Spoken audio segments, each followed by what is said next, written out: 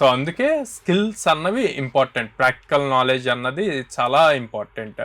So ఈ practical knowledge important అన్నప్పుడు ఏ type of టెక్నాలజీస్లో ఎక్కువ కాన్సన్ట్రేట్ చేయాలి? ఇప్పుడు ప్రజెంట్ 4-2 చదువుతున్న వాళ్ళు, ఇప్పుడు ఎవరైతే నెక్స్ట్ పాస్అవుట్ అవుతారు నెక్స్ట్ 3-4 monthsలో, అట్లాంటి వాళ్ళకైనా సరే, లేకపోతే ఎవరైతే లాస్ట్ ఇయర్ పాస్అవుట్ అయ్యి జాబ్స్ కోసం ట్రై చేస్తున్నారో వీళ్ళందరూ కూడా దీన్ని యూజ్ చేసుకోవచ్చు.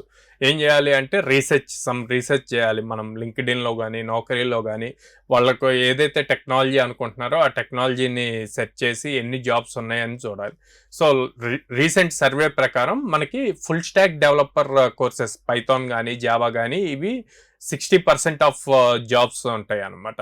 అంటే కదా, మనం ఏ అప్లికేషన్ బిల్డ్ చేయాలి అన్నా ఎండ్ టు ఎండ్ బిల్డ్ చేయాలి అంటే ఫ్రంట్ ఎండ్ రావాలి, డేటాబేస్ రావాలి, బ్యాక్ ఎండ్ రావాలి, డిప్లాయ్మెంట్ రావాలి. సో ఇదంతా కూడా ఫుల్ స్టాక్ కోర్సెస్ లో కవర్ అవుతుంది. సో అందుకే full stack courses 60% job openings ఉన్నాయి. And individual Python developer, Java developer, React developer, ఇట్లాంటి అన్నీ కూడా 20% ఉంటాయి అన్నమాట. రిమైనింగ్ 20% వచ్చేసి ఏ డేటా సైన్స్, క్లౌడ్, టెస్టింగ్, ఇవన్నీ కలుస్తాయి.